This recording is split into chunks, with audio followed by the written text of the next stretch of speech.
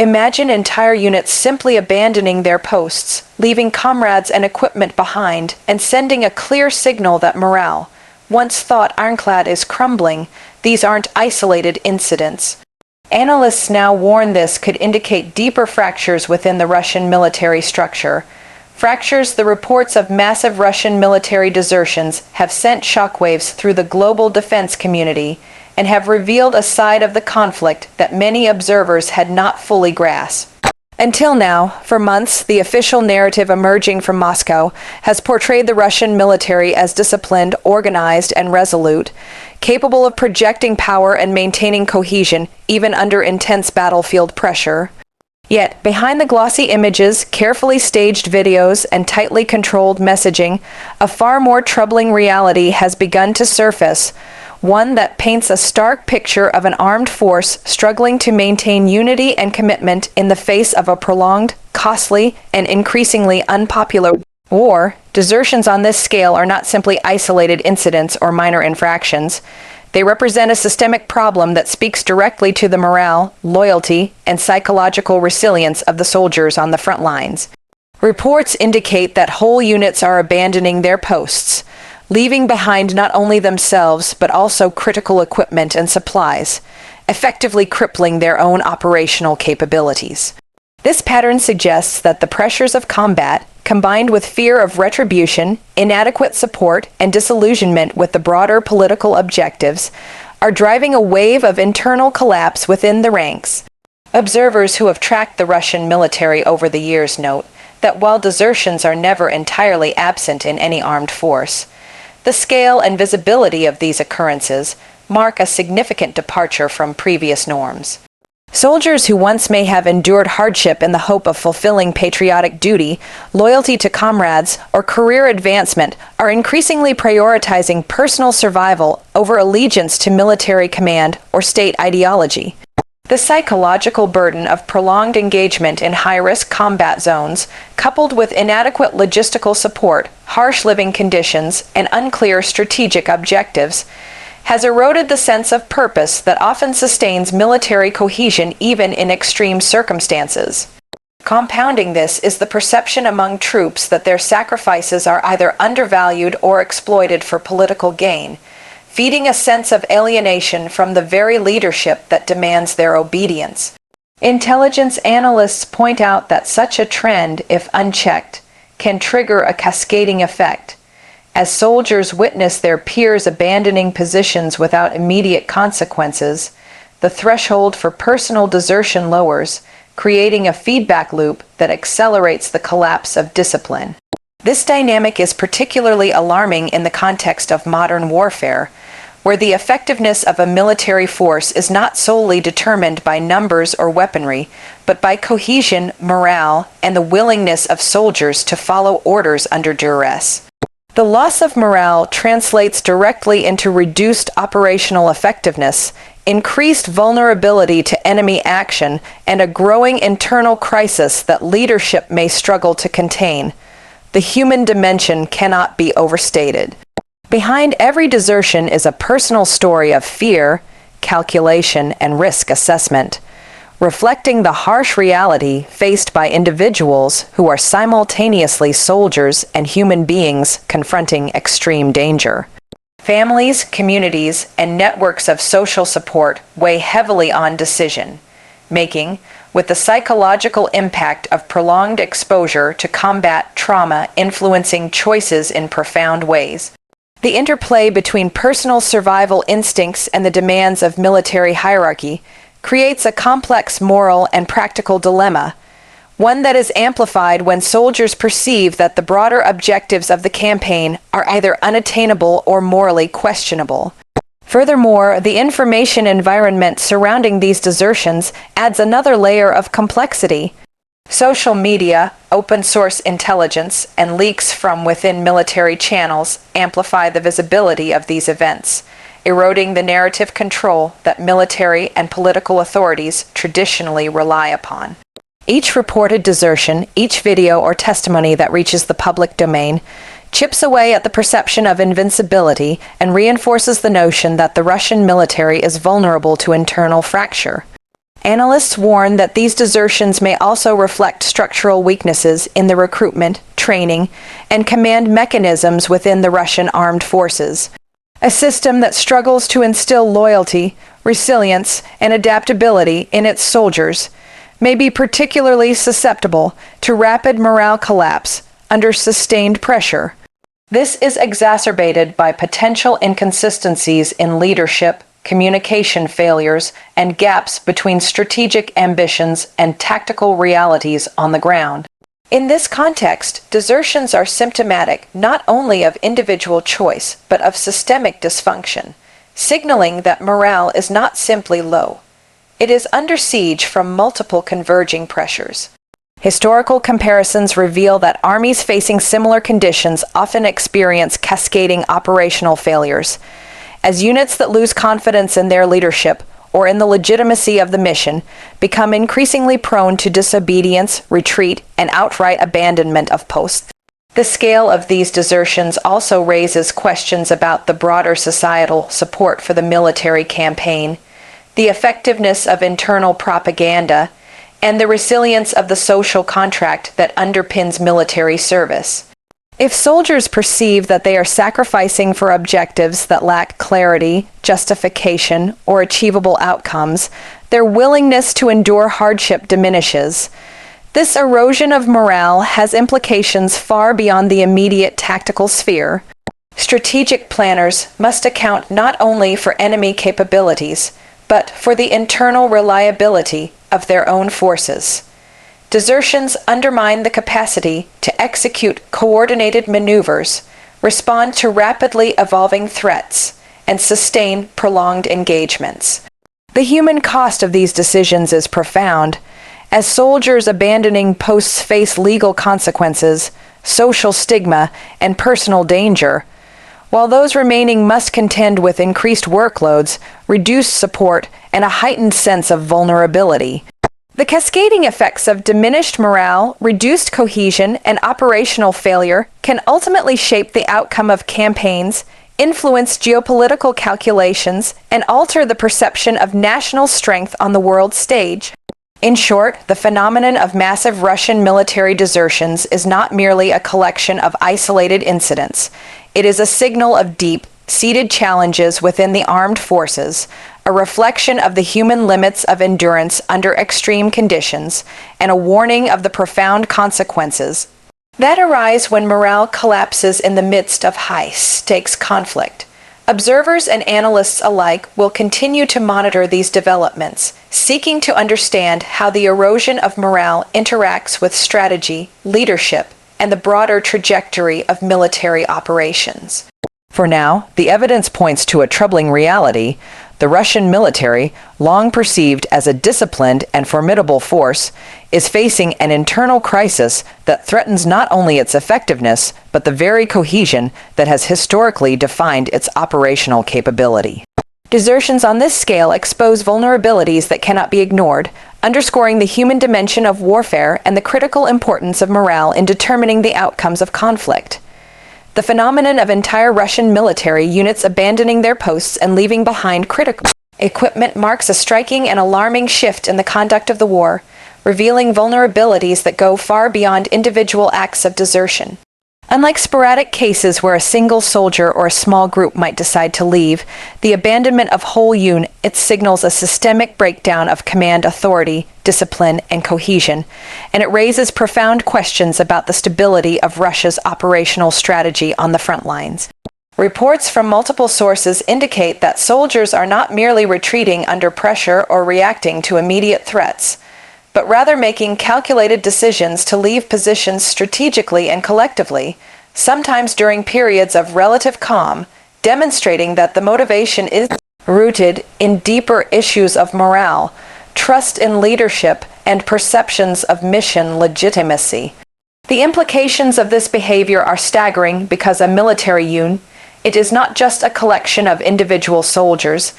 It is a carefully organized machine of interdependent personnel, weapons systems, and logistical support. When an entire unit abandons its post, it disrupts this intricate network, leaving gaps in defensive lines, exposing neighboring units to increased risk, and creating opportunities for enemy forces to exploit these vulnerabilities. Abandoned equipment compounds the problem, providing adversaries with access to weapons, vehicles, and supplies that can be repurposed to strengthen their own operations. Analysts warn that this is not merely a tactical inconvenience. It represents a collapse in operational integrity that can reverberate across an entire theater of war. The decisions to abandon positions are often preceded by escalating frustrations with inadequate support, unrealistic expectations from command, and the psychological strain of prolonged deployment. Soldiers are reportedly facing shortages of food, medical care, ammunition, and reliable communication, all while being expected to hold positions under the constant threat of enemy fire. This combination of physical deprivation and psychological pressure creates an environment in which leaving becomes a rational, if risky, choice, particularly when trust in leadership erodes and confidence in mission objectives falters. The abandonment of posts also exposes cracks in the Russian military's organizational culture. Military training emphasizes obedience, discipline, and unit cohesion, and historically, deviations from these principles have been met with strict consequences. The fact that entire units are now choosing to disengage, sometimes with minimal immediate punishment, indicates either an inability or a reluctance by leadership to enforce discipline effectively, which in turn emboldens other units to consider similar actions. This dynamic creates a ripple effect where fear, frustration, and self-preservation start to outweigh loyalty to command or ideological commitment. The human aspect of these decisions cannot be underestimated. Soldiers abandoning their posts face severe personal risk, including the potential for legal repercussions, stigmatization, and violent reprisals if caught. At the same time, the psychological calculus of weighing personal survival against loyalty, duty, and fear of punishment drives choices that can appear shocking to outsiders, but are entirely rational from the perspective of the individuals involved. The consequences extend beyond the immediate tactical impact. Neighboring units that remain in position are forced to compensate for gaps left behind, often stretching already strained resources even further. Commanders must attempt to reorganize and redistribute forces under stressful conditions, reducing overall operational efficiency and increasing the likelihood of errors in judgment. Additionally, the loss of trust between units and leadership creates long-term challenges for cohesion, as soldiers who witness large-scale abandonment may question their own willingness to remain committed. Intelligence analysts have noted that these patterns are not purely reactive, but reflect a broader strategic disillusionment within the ranks. Soldiers are increasingly aware that the objectives of their deployments may be unattainable, poorly defined, or inconsistently communicated, eroding the sense of purpose that traditionally underpins military service. When soldiers perceive that their sacrifices are not contributing to meaningful outcomes, the motivation to maintain positions, even under threat, diminishes dramatically. Abandoned equipment also carries symbolic weight. Weapons, vehicles, and supplies left behind represent not only the tangible resources of war, but also the intangible signals of control and authority. When units leave these assets behind, it signals both to their own forces and to adversaries that organizational discipline is faltering, and that the front lines are less secure than previously believed. This perception can have cascading effects, influencing morale across the military, emboldening opposing forces, and shaping international assessments of the conflict's trajectory. Historically, the abandonment of posts and equipment has often preceded larger operational failures, as gaps in defensive lines, loss of strategic positions, and breakdowns in coordination make sustained resistance increasingly untenable. In the Russian context, the visibility of these incidents, amplified by social media, satellite imagery, and open-source reporting, undermines the official narrative of strength and invincibility, exposing vulnerabilities that were previously concealed from both domestic and international audiences. Leadership responses to these abandonments are also critical. Attempts to punish deserters harshly may deter some, but they risk further alienating soldiers who are already skeptical of their commander's intentions and competence. Conversely, failure to respond decisively emboldens additional units to consider similar actions, perpetuating a cycle of disengagement and operational instability. The psychological toll of being part of a unit that abandons its post or witnesses neighboring units doing so is significant. Soldiers must navigate the tension between self-preservation and collective responsibility, often under extreme stress and in life-threatening conditions. These experiences contribute to long-term challenges in rebuilding morale and trust, even if the immediate conflict concludes. Moreover, the abandonment of positions intersects with broader social and political dynamics. Families and communities of soldiers are aware of these incidents, and public perception of the military's effectiveness may shift, influencing recruitment, retention, and societal support for ongoing military campaigns. The impact extends beyond the battlefield, affecting domestic political narratives, international diplomacy, and the strategic calculations of allies and adversaries alike. In sum, the phenomenon of entire units abandoning posts and equipment is far more than a series of tactical setbacks. It is a symptom of profound systemic issues within the Russian military.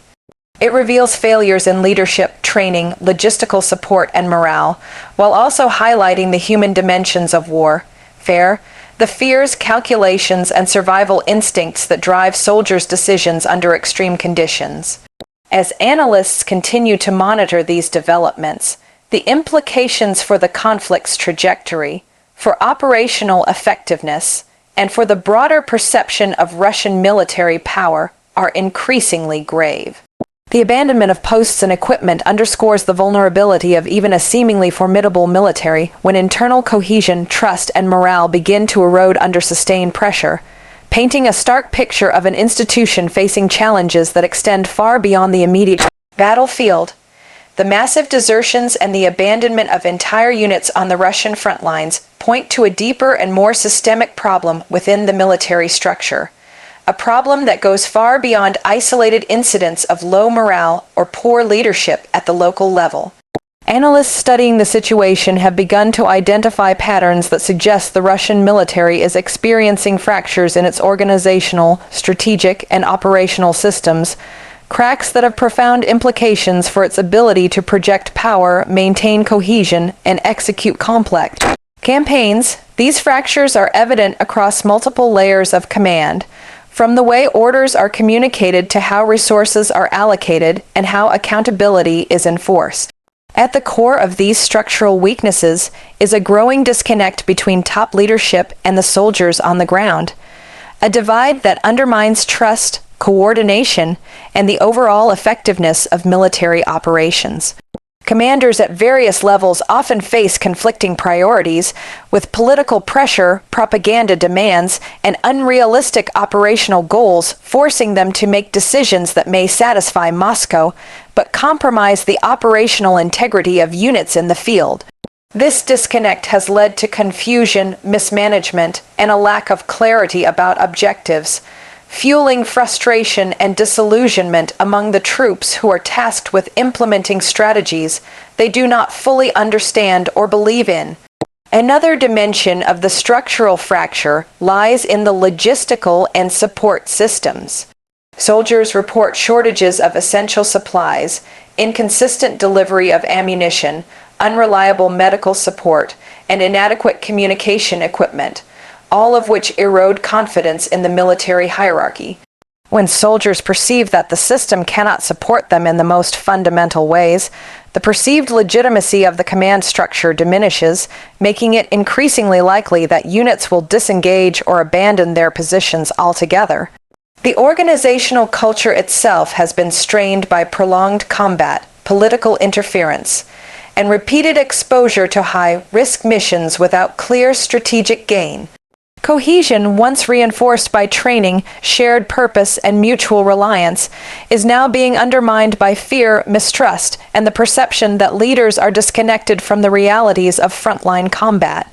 These fractures are further amplified by the erosion of professional standards, as promotions and assignments are sometimes influenced by loyalty, political alignment, or other non-meritocratic considerations rather than by competence and experience. This creates a feedback loop in which ineffective leadership produces operational failures, which then further demoralize troops and exacerbate structural weaknesses. Compounding the problem is the scale of the forces involved and the complexity of modern warfare. Managing large formations across multiple theaters requires seamless coordination, clear communication, and adaptability. When units begin to desert, abandon equipment, or refuse orders, it exposes the fragility of the systems meant to sustain large-scale military operations. The inability to maintain operational discipline and structural cohesion in one area can have ripple effects, disrupting supply lines, weakening defensive positions, and forcing commanders to divert attention from strategic priorities to crisis management. Intelligence reports suggest that these fractures are not uniform, but rather vary in severity depending on the region, type of unit, and leadership style. Certain elite or well-supported formations may retain cohesion longer, while others, particularly hastily recruited or poorly equipped units, are more vulnerable to collapse. This unevenness creates additional strain as high-functioning units are compelled to compensate for the failures of their counterparts, often stretching resources to the breaking point and creating further risks of burnout and demoralization. Political considerations also play a role in these structural vulnerabilities. Orders from Moscow may prioritize symbolic victories, propaganda narratives, or domestic political messaging over operational logic, forcing commanders to make trade-offs that compromise tactical effectiveness. Soldiers witness these contradictions firsthand and may conclude that the risks they are asked to take are disproportionate to the goals they are meant to achieve, further eroding loyalty and willingness to follow orders. Furthermore, the military justice and disciplinary systems appear increasingly unable to respond effectively to widespread desertion and disengagement. Punishments are inconsistently applied, enforcement mechanisms are sometimes bypassed, and the fear of retribution is no longer a sufficient deterrent. This undermines the traditional pillars of military authority and accelerates the pace at which structural integrity deteriorates. The consequences of these fractures extend beyond the immediate battlefield. Operational failures due to poor cohesion and desertion can affect entire campaigns, allowing adversaries to exploit weaknesses, seize territory, or gain strategic advantage. The perception of weakness, amplified by open-source intelligence and media coverage, also affects domestic and international confidence in the military's capability, influencing public opinion, diplomatic calculations, and potential alliances. At the individual level, soldiers caught in fractured structures face difficult choices with high stakes. They must navigate the tension between following orders, maintaining personal safety, and preserving a sense of agency and morality, all while operating within a system that appears increasingly incapable of supporting them. These pressures contribute to an ongoing cycle of disengagement, erosion of trust, and further structural breakdown. Historical examples suggest that militaries experiencing deep organizational fractures often face prolonged operational setbacks, as the capacity to plan, coordinate, and execute complex operations diminishes over time. Leadership must contend not only with immediate tactical challenges, but also with rebuilding the underlying structures of trust, communication, and support that sustain effective forces. In the case of Russia, analysts are watching closely to see whether these fractures can be addressed through reforms, replacements in leadership, or shifts in strategy, or whether they will continue to widen, leading to cascading failures across the front lines. The human dimension remains central to understanding these structural issues. Desertions, abandonment of posts, and declining morale are not merely abstract indicators of systemic weakness. They reflect the lived experiences of soldiers confronting extreme danger, scarcity, and uncertainty. The structural fractures of the military are inseparable from the psychological and social pressures on the individuals who comprise it, highlighting the complex interplay between institutional integrity and human endurance in warfare. In conclusion, the signs of deep fractures within the Russian military structure revealed by desertions, unit abandonments, and operational inconsistencies point to a crisis that is organizational, strategic, and human all at once. The military's ability to function effectively under pressure is compromised. Leadership is challenged at multiple levels, and the cohesion that once defined its operational capability is under serious threat. These fractures have immediate tactical implications, long-term strategic consequences, and broader geopolitical significance, demonstrating that the health of a military institution depends as much on the resilience of its structures and systems as on the courage and skill of its individual soldiers. The ongoing situation underscores the importance of understanding how internal weaknesses, structural disconnects, and systemic failures interact to shape the outcomes of conflict, revealing a side of the Russian military that is far less stable, disciplined, and reliable than the public narrative has long suggested.